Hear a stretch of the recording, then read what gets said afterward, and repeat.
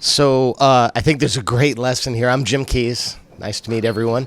And there's a great lesson here. Please stand up again for a second. If we took anyone off the street and looked at the two of us, you call me your brother, and I do. and we just met. I mean, we met literally yesterday, and I feel that we are brothers from a different mother, but we are brothers, right? Yeah, forever. And and Whatever. and if we took anyone off the street, they'd say, look at these two guys. They have nothing in common. Absolutely nothing in common, right? They don't look the same, completely different backgrounds, different ethnicity, different everything, right? But what we found out yesterday is we have everything in common. And it starts with one thing. It starts with something that we discovered last night. It's an energy that a couple people yesterday pointed this out, just randomly. People walking up to me said, you have an interesting energy. Well, it's shared. And that energy is something I call relentless positivity. And it's possible. It's possible for everybody.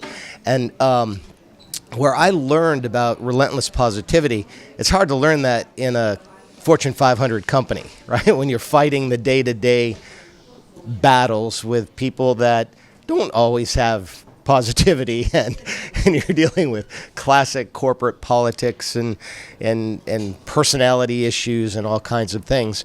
But after leaving the corporate world, I decided to spend some time trying to both understand and share my learnings, because one of the other things we both share is we're both teachers. And that's what it takes to be a leader in a company or among a people. You have to be a leader. You have to stand up and be a leader. But we're also students. And in this effort to understand what it takes and to share that learning with others, I developed in the book something I called the hierarchy of success. And this is where inadvertently we discovered we have this same perspective on what it takes to be successful, whether you're a tribal leader, a professor, a CEO. It starts, and in this hierarchy I built, it starts with a foundation, and the foundation is one of character. And the elements of character, you just mentioned them. You ripped off 3 or 4 of them. Compassion, humility, integrity, gratitude. All those things that make us people that provide that foundation for leadership. And if that's not there, you can fake it, you can bluff your way through. But at the end of the day, if you don't have that element, that foundation of character, you will be found out and you won't be able to effectively lead, whether it's your people or your company.